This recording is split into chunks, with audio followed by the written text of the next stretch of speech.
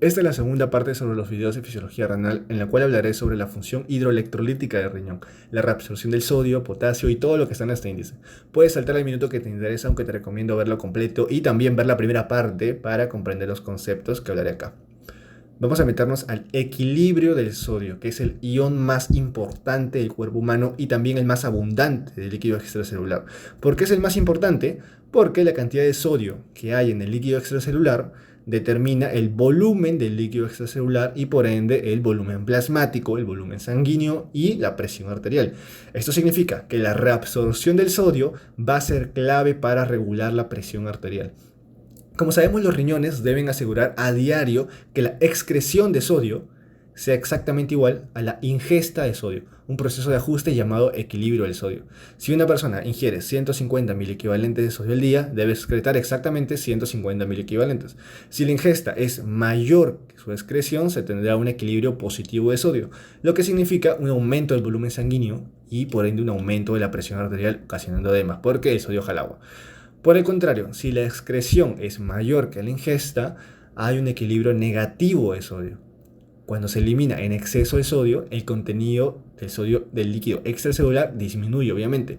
Esto produce un descenso del volumen del líquido extracelular o contracción del volumen del líquido extracelular y el volumen sanguíneo y la presión arterial también disminuye. Algo que debes tener en cuenta es que el contenido de sodio no es lo mismo que decir concentración de sodio, ¿ya? La concentración de sodio se determina no solo por la cantidad de sodio presente, sino también por el volumen de agua. Por ejemplo, suponiendo que esto representa el agua corporal total de una persona y las bolitas negras sodio, y esta persona ingiere, no sé, 80 kilos de sodio, pero al mismo tiempo se le agrega suficiente agua como para equiparar estos 80 kilos de sodio, entonces la concentración de sodio seguiría siendo normal, ¿ya? Obviamente los 80 kilos son algo irreal, ya solamente es por el ejemplo, pero ese es el punto. Por otro lado, una persona puede tener un aumento de la concentración de sodio con un contenido de sodio normal o incluso bajo, como el ejemplo 2. Mira, cuenta las bolitas de sodio, son pocas, ¿ya? Cuéntalos. Incluso son menos que el ejemplo anterior. Sin embargo, como el volumen de agua ha disminuido drásticamente, entonces la concentración de este aumenta. En conclusión, los cambios en la concentración de sodio en el organismo están causados por el aumento o disminución del volumen del contenido corporal de agua, más que por la cantidad de sodio. Ahora, hablando netamente de la reabsorción del sodio, esta es una vista general, ¿ya? El sodio obviamente va a ser filtrado en el glomérulo libremente desde los capilares hacia la cápsula de Bowman, va a atravesar todo el sistema de túbulos y va a ser reabsorbido en un 99% y solo un 1% se va a excretar, que es aproximadamente 150 mil equivalentes por día. Ahora, una vez llegan al túbulo contorneo proximal, este sodio se va a reabsorber en un 67%, ¿ya? Y la característica del túbulo proximal es de que el sodio al reabsorberse se va a reabsorber siempre junto al agua y eso va a evitar que la osmolaridad varíe. Es el mismo ejemplo que cuando agregabas 80 kilos de sodio pero agregabas suficiente agua, ya, y la concentración se mantenía igual. Acá igual, lo mismo, va a reabsorber 67% del sodio pero con igual volumen de agua y por lo tanto no varía la osmolaridad y a eso se conoce como reabsorción isosmótica. En la rama ascendente gruesa de Henle, o sea, el sodio va a seguir reabsorbiéndose túbulo proximal, túbulo recto, asa ascendente, asa descendente, ya. Llega a la asa ascendente gruesa y acá se reabsorbe el 25%. Y lo que le hace especial a esta rama es su impermeabilidad al agua, o sea, no deja pasar agua, se reabsorbe sodio solo, todo lo contrario al túbulo proximal. En el túbulo contorneo distal y el túbulo colector se reabsorben el 8% restante. Y su importancia radica en que ellos, como son la parte final, casi a punto de excretar el sodio por orina, tienen que ajustarlo para que esa excreción sea igual a la ingesta diaria, recuerda lo que dijimos al comienzo. Por lo tanto, reciben regulación hormonal de la aldosterona y de la hormona antidiurética. Ahora, si bien he mencionado que el sodio se reabsorbe acá, acá y acá, este no se va a reabsorber solo ya no se reabsorbe y ya, sino que lo hace junto a otros solutos como la glucosa, aminoácidos, bicarbonato, cloro, etc. Si le hacemos un zoom a la célula epitelial del túbulo contorneo proximal, veremos cómo es que ocurre esta reabsorción. El 100% de la glucosa y aminoácidos filtrados ingresan a la célula epitelial gracias al sodio. También el 85% de bicarbonato, la mayoría del fosfato, lactato, siderato y, ojo acá, hay un cotransporte de sodio hidrogeniones. En la segunda porción del túbulo contorneo proximal Sí, porque hay dos porciones, una primera mitad y una segunda mitad. Y en la segunda mitad se va a reabsorber principalmente cloruro de sodio. De manera transcelular, o sea, a través de sus transportes, la membrana luminal tiene un intercambiador cloroformiato y también un sodio hidrogeniones, que una vez ingresan a la célula, el sodio sale por la bomba sodio-potasio TPasa hacia la sangre completando la reabsorción. Y el cloro hace lo mismo pero por difusión. Y después, por vía paracelular, atraviesa más sodio y más cloro. En resumen, luego de entrar a la célula todos los solutos, estos salen hacia la sangre completando el proceso de reabsorción. Pero, si te das cuenta, en la membrana luminal hay canales para todos los solutos, excepto para el bicarbonato. Sin embargo, este bicarbonato luego aparece ingresando a la sangre. Entonces, ¿cómo así? Esto pasa porque el bicarbonato no ingresa como tal en la membrana luminal, sino que lo hace por un mecanismo especial, que es el siguiente. Como sabemos, el bicarbonato es filtrado libremente al glomérulo y después al espacio de Bowman. Ahora, el bicarbonato se une al hidrogenión traído por el intercambiador sodio-hidrogeniones que estaba en la membrana luminal y forman ácido carbónico. El ácido carbónico se descompone en CO2 y agua por la enzima anidrasa carbónica. El CO2 y agua pueden atravesar la membrana por difusión y en el interior de la célula se recombinan para formar ácido carbónico nuevamente por la misma anidrasa carbónica. El ácido carbónico es convertido otra vez en hidrogenión, el cual se va por el intercambiador sodio-hidrogeniones, y el bicarbonato, el cual es transportado a la membrana basolateral hacia la sangre por el cotransportador sodio-bicarbonato, o también puede hacerlo por el intercambiador cloros-bicarbonato. Por lo tanto, fármacos que inhiban la anidrasa carbónica como la acetazolamida, metazolamida, amilorida evitan la reabsorción de bicarbonato y por ende aumentan su excreción. Y todo ese mecanismo es el que ves en los libros, mira acá. Ya. Ahora, continuando con el sodio, este avanza del túbulo proximal y se va a dirigir al asa de Henle. Recordemos que esta tiene tres porciones, cada uno con características especiales. La asa descendente delgada es permeable tanto al sodio como al agua, o sea, puede reabsorber solutos y agua. La rama ascendente delgada y gruesa son impermeables al agua, o sea, solo reabsorben solutos y por lo tanto al reabsorber solutos disminuyen la concentración de estos, el agua se diluye y la osmolaridad baja. Estas características son las que permiten la principal función del asa de Henle, la multiplicación por contracorriente, que básicamente es depositar cloruro de sodio en el líquido intersticial para formar un gradiente carótico papilar. Ya. Lo importante acá es de que en el asa ascendente gruesa va a ocurrir el 25% de la reabsorción de sodio, y a diferencia del túbulo proximal, donde la reabsorción de sodio iba de la mano con el agua, en la rama ascendente gruesa es impermeable a esta. El sodio ingresa a la célula gracias al cotransportador sodio 2-cloro-potasio, también llamado NCCK2. Luego, el sodio va a la sangre por la bomba sodio-potasio TPasa. El cloro y el potasio se difunden por sus respectivos canales en la membrana vasolateral, a favor de sus gradientes electroquímicos. La mayor parte del potasio entra a la célula por el cotransportador 3 iones, va hacia la sangre. Sin embargo, hay una porción del potasio que se devuelve hacia el lumen. Mira cómo se devuelve hacia el lumen. A esto se le conoce como reciclaje del potasio. Debido a esto, el cotransportador se llama electrogénico, porque va a llevar más carga negativa que positiva al interior de la célula. El potasio, al regresar al lumen, genera una diferencia de potencial positivo, o sea, hay muchas cargas positivas, lo que favorece que cationes que estaban por ahí, como el calcio y magnesio, que también son positivos, se repelan y ingresen de manera paracelular. Y esto lo voy a explicar más adelante en el video, pero quiero que te quedes con ese concepto. ¿Ya? El potasio se regresa y genera una diferencia de potencial positivo. Por lo tanto, fármacos como los diuréticos de asa, la furosemida, butemanida, ácido etacrínico, van a actuar en este transportador. Específicamente, van a actuar bloqueando el sitio de unión del cloro, deteniendo el ciclo, porque para que el transportador funcione, los 3 iones deben entrar, no solo uno, no solo dos, los 3.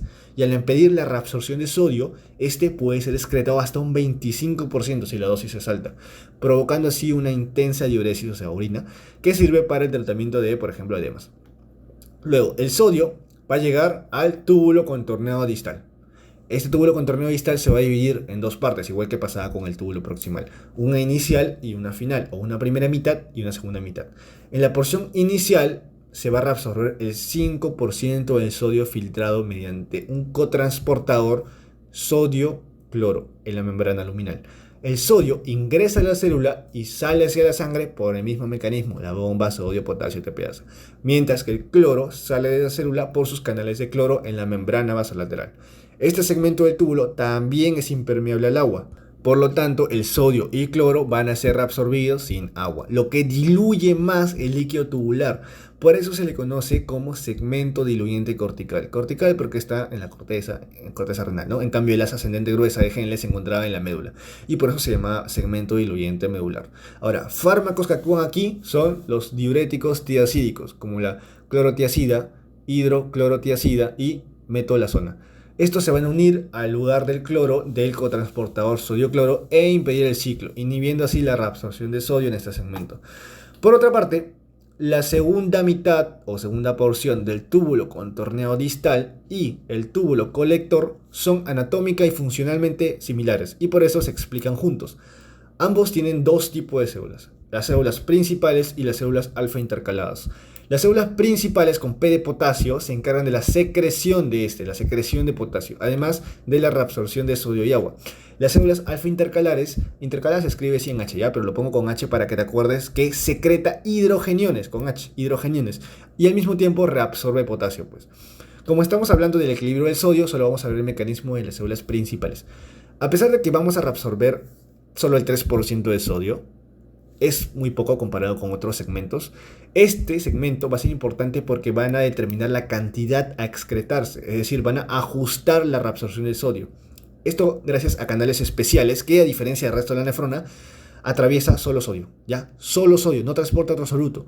Estos son llamados los canales de sodio epiteliales, que difunden a favor de su gradiente electroquímico del lumen al interior de la célula. Como son tan especiales, mira cómo los he dibujado de otra forma. Y luego ya el sodio es bombeado como siempre afuera de la célula hacia la sangre por el sodio, potasio y TPasa. Ahora, lo más importante que debes saber aquí, lo más importante es que hay regulación hormonal. ¿Ya? ¿De quién? De la aldosterona y la ADH. La aldosterona se segrega en la zona glomerular de la corteza suprarrenal y mira, viaja por circulación sanguínea y como es una hormona esteroidea, atraviesa libremente la membrana celular y va al núcleo, donde va a dirigir la síntesis de ARN mensajeros que van a sintetizar nuevas proteínas para reabsorber más sodio. ¿Y qué proteínas crees que van a hacer? Ajá, el canal de sodio epitelial, también llamado ENaC. Bombas de sodio, potasio, TPasa. Y de esa manera, como hay más canales en la membrana luminal, más sodio se reabsorbe y luego van hacia la sangre por la bomba de sodio, potasio, TPasa. Hay fármacos como la amilorida y triamtereno que se unen a los canales de sodio en la membrana luminal e inhiben la reabsorción de este. Sin embargo, lo inhibe levemente nomás, ¿ya? Porque su principal función de estos fármacos van a inhibir la secreción de potasio y por eso se llaman diuréticos cerradores de potasio. Ya no importa. Lo importante es que la espironolactona, que es otro fármaco, este sí es clave, porque este esteroide es un antagonista de la aldosterona, por lo que va a impedir la entrada de la aldosterona al núcleo de las células principales y por lo tanto, si lo está bloqueando, ya no se van a sintetizar canales de sodio epiteliales, ni bombas sodio-potasio TPasa, inhibiendo ahora sí la reabsorción de sodio. Por último, la reabsorción de agua aquí es variable, ¿ya? Y depende de la ADH, secretada en el hipotálamo. Esta, según las necesidades de agua en el organismo, va a colocar canales de acuoporina 2, por su receptor V2, en las células principales, para que el agua sea reabsorbida. Esto a grandes rasgos sobre la acción de la ADH, pero si profundizamos más en esta hormona antidiurética, esta, se sintetiza en el núcleo supraóptico y paraventricular del hipotálamo cuando se detecta una variación de la osmolaridad del líquido extracelular y se almacena en el lóbulo posterior de la hipófisis. Eso lo sabemos. Esta posee dos tipos de receptores: los V1 en el músculo liso, donde aumentan la presión arterial, y los V2 en los conductos colectores, donde van a reabsorber más insertando coporinas 2. Por lo tanto, sin presencia de ADH, las células del conducto colector son impermeables al agua. Y como su nombre lo dice, hormona antidiurética, se opone a la diuresis, o sea, evita que orines. ¿Y en qué situaciones tu cuerpo no quiere que orines? Cuando hay una restricción hídrica, ¿no? Estás con sed, estás deshidratado, una disminución de volumen sanguíneo como una hemorragia. Si le falta a tu cuerpo agua, no te puedes dar el lujo de perderla por la orina, ¿sí o no? Por lo tanto, los niveles de ADH aumentan para reabsorber la mayor cantidad de agua. Todo lo contrario como cuando tomas agua en exceso. Tomas mucha agua, tu cuerpo deja de necesitarla y por ende disminuye la circulación de hormona antidiurética, disminuye la concentración de ADH, lo que evita que se expresen las acoporinas en el conducto colector y orines más. Hay patologías en las que esta hormona se ve alterada, por ejemplo, en la diabetes insípida central o neurógena, la cual es una patología donde se ha perdido del 80 al 90% de neuronas que secretan ADH debido a algún traumatismo encefalocraneano o posterior a una intervención quirúrgica cerca del eje hipotálamo hipofisario. Como no hay ADH, se excretan grandes volúmenes de agua, ¿no? Hasta 15 litros por día, dice. La osmolaridad plasmática aumenta y este estímulo debe ser suficiente para secretar la ADH, ¿no? Pero como no hay neuronas secretoras, entonces se sigue botando agua, se sigue produciendo una poliuria masiva. Entonces, ¿el tratamiento cuál sería? Simplemente administrar un análogo, un fármaco análogo a la ADH. Otra patología es la diabetes insípida nefrogénica. Aquí las neuronas hipotalámicas sí funcionan con normalidad, sí se secreta ADH, pero el defecto está en la respuesta renal a la ADH. Pueden haber defectos genéticos que afecten al receptor V2 o defectos genéticos que alteren a la acuoporina 2. Entonces, hay un montón de ADH. Sin embargo, esta no causa ningún efecto en las células principales del conducto colector, el agua es incapaz de reabsorberse y se excreta causando poliuria, ¿no? El tratamiento son los diuréticos tiazídicos. Si se dan cuenta, en ningún momento he mencionado la glucosa, a pesar de que el hombre tiene diabetes. ¿Y por qué? Porque la insulina no tiene nada que ver aquí, ya no tiene nada que ver y por lo tanto no hay glucosa en orina y esta no tiene sabor, por eso se le conoce como diabetes insípida. Otra sustancia que disminuye la concentración de ADH es el alcohol, por eso cuando tomas te dan ganas de ir a orinar. Hay patologías que causan todo lo contrario, como ocurre en el síndrome de secreción inadecuada de hormona antidiurética. Acá se secreta masivamente hormona antidiurética, aunque no se la necesite. Y aunque no hay un estímulo, incluso la osmolaridad plasmática incluso puede estar súper disminuida, ¿ya? Pero la ADH sigue secretándose y sigue haciendo que se reabsorba más y más agua en los túbulos colectores. Las causas más frecuentes de estos son tumores pulmonares, aunque también hay fármacos que inducen una secreción masiva de ADH. Algunos pueden aumentar la producción hipotalámica y otros pueden actuar de forma directa en los túbulos colectores, haciendo de que se estimule demasiado la acción de esta hormona. Hay más causas y esta enfermedad en realidad es mucho más amplia, así que voy a hacer un video exclusivo sobre ella más adelante. Pero en resumen a esta parte del equilibrio del sodio, tenemos de que el sodio es filtrado libremente en el glomérulo. En el túbulo contorneado proximal se reabsorben 2/3 partes de sodio junto con el agua y a eso se le llama reabsorción isosmótica. Además, el sodio se reabsorbe junto al 100% de glucosa y aminoácidos, 85% de bicarbonato por un mecanismo especial, la mayoría de fosfato, lactato y citrato. Los fármacos que actúan en este segmento son la acetazolamida, metazolamida, amilorida, que actúan inhibiendo la anhidrasa carbónica y evitando la reabsorción de bicarbonato. En el asa de Henle se reabsorbe 25% del sodio junto con parte del calcio y magnesio por difusión paracelular, y esta reabsorción se puede ver inhibida por diuréticos de asa como la furosemida, bumetanida, ácido betaclínico, que actúan inhibiendo el cotransportador sodio 2-cloro-potasio. Además, la rama ascendente gruesa, al ser impermeable al agua, contribuye a que el líquido tubular se diluya y por eso se le conoce como segmento diluyente medular. En el túbulo contorneo distal inicial se reabsorbe el 5% de sodio por canales sodio-cloro, que como también son impermeables al agua, se reabsorben sin agua y por eso se diluyen más el líquido tubular, llamándose así segmentos diluyentes corticales. La reabsorción se ve inhibida acá por diuréticos tiazídicos, como la clorotiazida, hidroclorotiazida, metolazona. Y por último, en el túbulo contorneado distal final y el túbulo colector se reabsorbe solo el 3% de sodio, pero su importancia está en que este segmento ajusta la excreción de sodio por acción hormonal de la aldosterona y la ADH. Y los fármacos diuréticos ahorradores de potasio actúan inhibiendo el canal de sodio epitelial como hace la amilorida y triamtereno. Y la espironolactona actúa bloqueando la acción de la aldosterona, inhibiendo la síntesis así de canales de sodio epiteliales, bombas sodio-potasio, TPAs, etc. El siguiente soluto más importante es el potasio, que, como sabemos, es el ion más abundante del espacio intracelular. Está en un 98% ahí, y solo el 2% de potasio se encuentra en el líquido extracelular. Va a cumplir funciones, bueno, muchas funciones, pero las más importantes acá para resaltar son mantener el potencial de membrana en reposo y la excitabilidad de tejidos cardíaco, esquelético, nervioso. Y por lo tanto, una alteración de este potasio va a dar signos clínicos en estos lugares.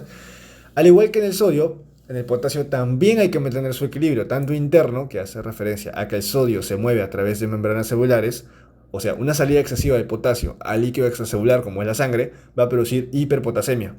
Y por el contrario, una entrada masiva al espacio intracelular disminuirá el potasio en sangre, causando hipopotasemia. En cambio, el equilibrio externo habla sobre la reabsorción y excreción de este a través del sistema de túbulos. Y al igual que pasaba con el sodio, el riñón controla que la ingesta de potasio sea igual a la excreción de este. Voy a usar el mismo esquema para explicar su reabsorción, que es bien parecida al sodio. Primero, el potasio se filtra libremente por el glomérulo. Las 2/3 partes del potasio se reabsorben como parte de la reabsorción isosmótica en el túbulo contorneo proximal, y esto lo hace vía paracelular al mismo tiempo que el resto de solutos. Mira, una imagen acá. Ya. En la rama ascendente y gruesa se reabsorbe otro 20% vía transcelular por el canal sodio 2-cloro-potasio o NSCK2 que ya habíamos hablado. Y además una parte lo hace vía paracelular. Un dato importante acá era que el potasio podía volverse al lumen, lo que se llamaba reciclaje de potasio. Esto creaba una diferencia de potencial positivo que permitía el ingreso de calcio y magnesio, que vamos a ver más adelante.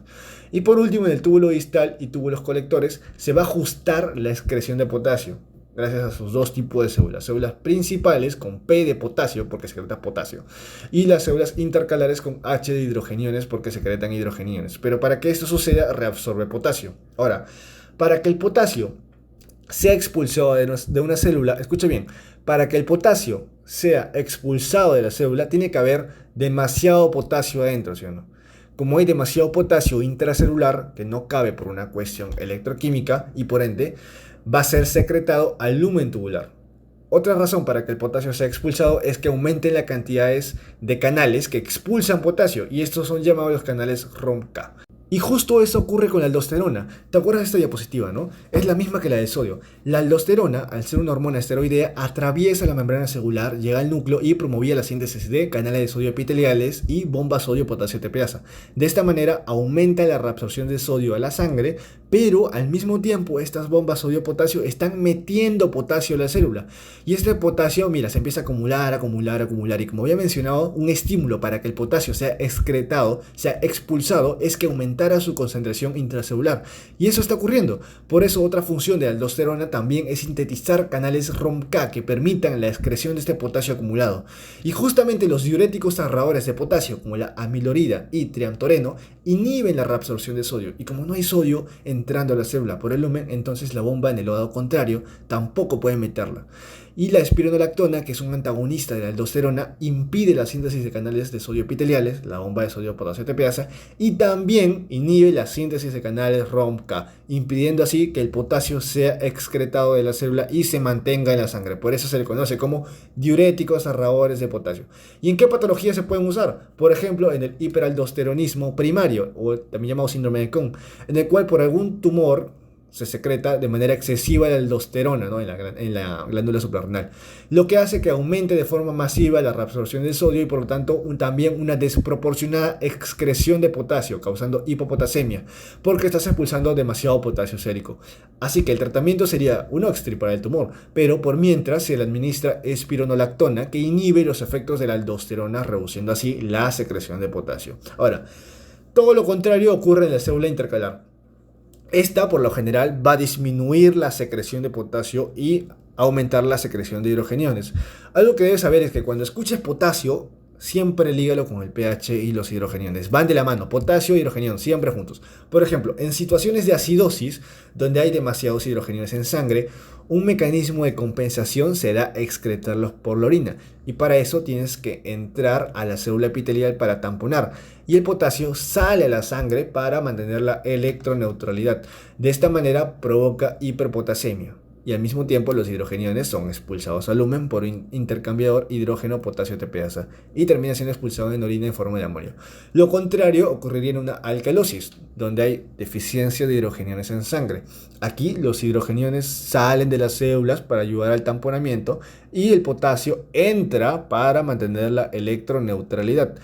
El incremento intracelular de potasio genera que éste sea expulsado de la célula, siendo secretado al lumen, produciendo hipopotasemia. Ahora, hemos hablado de los mecanismos renales de equilibrio externo del potasio, ¿ya? Sin embargo, también hay factores del equilibrio interno que van a estimular la hiperpotasemia o hipercalemia, y el principal es el que ya veamos, la acidosis. Los hidrogeniones en sangre ingresan hacia la célula y el potasio sale hacia la sangre, hiperpotasemia. Otro factor es la lisis celular. Si la membrana celular se rompe, estalla, va a expulsar todo el contenido que tiene adentro. Dentro de este contenido está el potasio, que iría a la sangre y por lo tanto habría hiperpotasemia. Esto ocurre mucho en el ejercicio donde hay ruptura de fibras musculares, o sea, células, aunque también durante el ejercicio disminuyen los depósitos de ATP y esto abre los canales de potasio generando igual hiperpotasemia. Por otra parte, tenemos la principal causa que el potasio salga de sangre e ingresa a la célula, la bomba sodio-potasio ATPasa. Y adivina quién estimula su actividad: la insulina. Después de una comida, la insulina genera la captación celular de potasio. ¿Y por quién es secretada la insulina? Por el páncreas. Y convenientemente, la secreción de insulina está regulada por canales beta-adrenérgicos. Por lo tanto, una estimulación de estos canales por la adrenalina aumenta la secreción de insulina y por ende la entrada de potasio a la célula e hipopotasemia. Otro que ya hemos visto es el cansancio, la aldosterona. Esta entraba al núcleo y sintetizaba más canales de sodio, potasio, ATPasa, además de canales de sodio epiteliales, etc. Por lo tanto, en este cuadro resumen del Constanzo verás todo lo que he dicho. La insulina, estimuladores beta-adrenérgicos, y la aldosterona producen hipopotasemia al sacar el potasio de sangre y meterla a la célula. Por lo tanto, una deficiencia de la insulina, antagonistas beta-adrenérgicos, una reducción de la aldosterona, como ocurre en la insuficiencia suprarrenal o en la enfermedad de Addison, producirían el efecto contrario, hiperpotasemia, además de la acidosis celular y el ejercicio que ya mencionamos. En conclusión, quédate con la idea de que el potasio siempre está ligado a los hidrogeniones y al pH. Por último, hablar cómo es la reabsorción de calcio, magnesio y fosfato. Lo básico saber sobre ellos que el 99% del calcio y el 85% del fosfato se encuentran en el hueso en forma de hidroxiapatita, mientras que el 55% del magnesio está en la superficie inorgánica del hueso. Ahora, el 1% del calcio se encuentra en el líquido extracelular.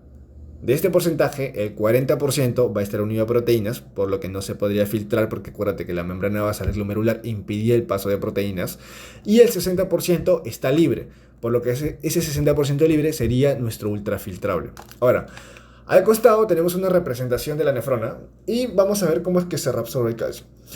Después del filtrado glomerular, en el túbulo contorneado proximal se va a reabsorber el calcio y esta reabsorción va a ser paralela al sodio. Por eso el mismo porcentaje de 67% o 2/3 partes del calcio. Por lo que si la reabsorción del sodio se inhibe, también lo hará el calcio. En la rama ascendente gruesa de Henle se reabsorbe el 25%, al igual que el sodio, y esto ocurre gracias al cotransportador sodio 2-cloro-potasio. ¿Te acuerdas que estos tres iones ingresaban a la célula epitelial, pero al mismo tiempo había un reciclaje de potasio que hacía que este vuelva al lumen? Bueno, como el potasio regresa, hay una diferencia de potencial positivo, o sea, muchas cargas positivas. Y como el calcio es positivo, cargas iguales se repelen entre sí y así difunde paracelularmente el calcio a la célula. Por último dato, que es el más importante clínicamente, aquí en el túbulo contorneado distal, la reabsorción de calcio es independiente de la de sodio.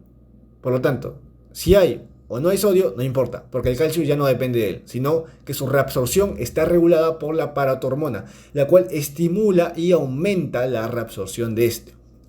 El siguiente ion es el fosfato. De este, el 14% se encuentra en el espacio intracelular en forma de ATP y hidrógeno opuesto, pero lo que nos importa es el 1% restante, en el espacio extracelular, del cual el 90% es ultrafiltrable. Ahora, una vez que este ya fue filtrado, si te acuerdas, se reabsorbía en el túbulo contorneado proximal gracias a los canales sodio-fosfato, lactato-citrato, por lo tanto, se reabsorbe de igual manera que el sodio, en sus 2/3 partes. Ahora, lo más importante de este fosfato, está regulado también por la paratormona, pero de manera negativa, o sea, la paratormona bloquea los canales de sodio-fosfato inhibiendo su reabsorción y por lo tanto lo excreta, ya que más adelante no hay canales para la absorción de fosfato. Por último, el magnesio. De este, el 80% de su líquido extracelular es ultrafiltrable. En el túbulo contorneado proximal se reabsorbe solo el 30%, un pequeño porcentaje comparado con el del calcio y fosfato. Pero la mayoría del magnesio va a ser reabsorbido en la rama ascendente gruesa de Henle, en la cual, gracias a la diferencia de potencial positivo generado por el potasio que volvió a difundir el lumen luego del transporte del sodio 2-cloropotasio, se va a reabsorber paracelularmente. Así, el 60% de magnesio se reabsorbe. Y el 5% restante se reabsorbe en el túbulo contorneado distal. Y acá podemos volver a relacionarlo con los fármacos diuréticos de asa. La furosemida, la cual inhibía el transporte de los 3 iones al acoplarse al sitio de unión del cloro. Si no se reabsorben los 3 iones, entonces no hay una diferencia de potencial positivo y por lo tanto ni el calcio ni el magnesio podrán ser reabsorbidos vía paracelular. ¿Esto en qué se traduce? En que puedes usar estos fármacos en hipercalcemias, donde hay mucho calcio en sangre y quieres que éste sea excretado. Lo mismo pasa con el magnesio. Al inhibir la reabsorción de magnesio, puedes generar hipomagnesemia, que sería la disminución del magnesio en sangre porque estás excretándolo en orina. Lo mismo con los fármacos tiazídicos. Estos actúan en el túbulo contorneado distal inhibiendo el cotransportador sodio-cloro, aumentando la excreción de sodio. Sin embargo, la reabsorción de calcio, acuérdate, era independiente del sodio en este segmento. Y sucede lo contrario. Los diuréticos tiacídicos aumentan la reabsorción de calcio, por lo que pueden ser usados para tratar hipercalciuria idiopática, que es el aumento de la excreción urinaria de calcio de alguna etiología desconocida. Al mismo tiempo, esto disminuiría la posibilidad de que se formen cálculos de calcio. En conclusión, cuando hables de calcio y fosfato, estos siempre van a ir de la mano, ¿ya? Y son regulados por la paratormona y su mayor lugar de reabsorción es el túbulo contorneado proximal, mientras que el magnesio se reabsorbe en mayor medida en la rama ascendente gruesa de Henle. Ahora que ya hablamos de todos los iones importantes, quiero que entiendas a grandes rasgos por qué se produce la glucosuria, característica clásica de la diabetes mellitus. Como recuerdas, la glucosa se filtra libremente y se reabsorbe en un 100% en el túbulo proximal gracias a los transportadores SGLT2 en la membrana luminal junto al sodio, y luego se dirige hacia la sangre por el GLUT2, mientras que el sodio sale por su bomba sodio-potasio TPasa. Ojo, esto siempre y cuando las concentraciones plasmáticas de glucosa sean inferiores a 200 miligramos por decilitro. Esto debido a que los transportadores tienen la característica de ser saturables, o sea, que pueden transportar una molécula de glucosa al interior de la célula epitelial, pero mientras hacen esto no pueden transportar más. Y esto es lo que se ve en la animación. Mira, la glucosa se reabsorbe en la sangre y todo normal. Pero ¿qué pasa en la diabetes mellitus, donde hay una deficiencia de insulina? Estos elevan los niveles de glucosa plasmática a cifras anormales, pues sobrepasa la concentración de plasmática de 200 miligramos por decilitro y gran parte de la glucosa es reabsorbida, pero otra no, y esta es excretada por la orina. Y una vez alcanzado los 350 miligramos por decilitro, se va a alcanzar el transporte máximo, en donde absolutamente todos los canales están completamente saturados. Y esto se ve en imagen, mira, la glucosa filtrada es reabsorbida en el túbulo proximal. Pero al ser tan alta la concentración, la glucosa avanza por todo el túbulo, mira, avanza de Henle, el túbulo contorneado distal, y llega hasta el túbulo colector. Además, la glucosa jala agua, ¿ya? Jala agua. Y por lo tanto, en su paso por los túbulos, genera grandes cantidades de orina, y por eso la persona tiene poliuria. Entre las causas de la glucosuria estaría 1, la diabetes, obviamente, la diabetes mellitus. 2, el embarazo, donde aumenta la tasa de filtración glomerular, por lo que aumenta la glucosa filtrada, que puede superar la capacidad reabsortiva. Y 3, alteraciones congénitas del cotransportador sodio-glucosa, ¿no? entre otras causas. Ahora, por último, el sistema renina-angiotensina-aldosterona. Este tema lo pongo al último porque es simplemente una integración de todo lo que hemos hablado en estos dos videos. Este sistema va a regular la presión sanguínea, el volumen extracelular corporal y el balance del sodio y potasio. Acá te pido que recuerdes al aparato yuxtaglomerular. Recuerda, está formado por la mácula densa, que es el sensor de sodio y cloro, las células mesangiales extraglomerulares y las células yuxtaglomerulares, que son modificación del músculo liso de la arteriola aferente. El estímulo que va a activar ese sistema es la disminución del volumen sanguíneo, que se traduce en la disminución de la perfusión renal y disminución de la presión arterial. La disminución de la presión arterial va a activar este sistema. Entonces, al llegar poca sangre de la arteriola aferente por una disminución del volumen sanguíneo, también va a llegar poco sodio y poco cloro. Esta disminución del sodio y el cloro lo sensa la mácula densa y le pasa la voz a las células yuxtaglomerulares. Le dice, mira, me estás trayendo poca sangre y por lo tanto poco sodio y poco cloro. No sé qué está pasando, pero haz algo para corregir esto porque nos morimos. Las células yuxtaglomerulares obedecen y secretan renina. Esta renina lo que hace es convertir el angiotensinógeno proveniente del hígado a angiotensina 1. Luego la angiotensina 1 se convierte en angiotensina 2 en el endotelio del pulmón gracias a la enzima convertidora de angiotensina, la ECA. Y luego la angiotensina 2 va a producir un montón de efectos que tienen como finalidad aumentar la presión arterial. Por ejemplo, el más obvio, incrementa la actividad simpática y genera vasoconstricción arteriolar. Acá aprovecho para decir que la angiotensina 2 es el segundo vasoconstrictor más potente del cuerpo humano. El primero es la endotelina. ¿Qué más hace? Estimula la secreción de ADH por el hipotálamo. La ADH a través de sus receptores hueos van al conducto colector y colocan a canales de acoporina, ¿no? Que permiten la reabsorción de agua que irá obviamente al líquido extracelular para aumentarlo. ¿No te acuerdas? Ya mira, la imagen de que nos mostramos antes. Ya. Otra cosa importante, va a la corteza de la glándula suprarrenal para estimular la secreción de aldosterona. ¿Y qué hacía la aldosterona? Ya lo vimos, va al núcleo y estimula la síntesis de canales de sodio epiteliales, bomba sodio-potasio tepeasa y canales ROM-K de potasio. De esta manera excreta potasio y reabsorbe sodio a la sangre. Y acuérdate, el sodio jala agua, por lo tanto va a aumentar el volumen sanguíneo. Míralo, otra vez, acá, aldosterona. Entra al núcleo, sintetiza canales de sodio epiteliales y excreta potasio. En conclusión, todos los mecanismos llevan a lo mismo, un aumento del volumen sanguíneo y por ende aumento de la presión arterial. Entonces, en personas hipertensas, yo voy a intervenir en este sistema mediante fármacos antihipertensivos. El que más he escuchado, los IECAs, los inhibidores de la enzima convertidora en angiotensina, como el enalapril y el captopril. Estos evitan la conversión de la angiotensina 1 a angiotensina 2. Y si no hay angiotensina 2, no existen todos estos efectos que aumentan la presión arterial. Otros, como los antagonistas de los receptores de angiotensina, evitan que la angiotensina 2 cumpla su función. Fármacos inhibidores de la renina. Estos evitan que se forme la renina y por lo tanto no hay quien empiece este mecanismo. ¿Quién más? Diuréticos agarradores de potasio, como la amilorida y triamtereno, bloquean los canales de sodio epiteliales, que ya lo vimos. O también la espironolactona, que es un antagonista de la aldosterona. Lo mismo, impide la formación de canales de sodio epiteliales, bomba sodio-potasio y excreción de potasio. En resumen, estos fármacos van a ser los más conocidos para tratar la presión arterial actuando en el sistema renina-angiotensina-aldosterona. El siguiente video va a ser sobre la insuficiencia renal aguda e insuficiencia renal crónica, que básicamente es qué sucede cuando la fisiología de riñón que hemos visto en estos dos videos se ve comprometida, se ve afectada, se ve alterada. En fin, si tienes dudas, comentarios o algo que consideres que se puede mejorar, me puedes escribir en mi Instagram, WhatsApp o dejarlo en los comentarios si quieres.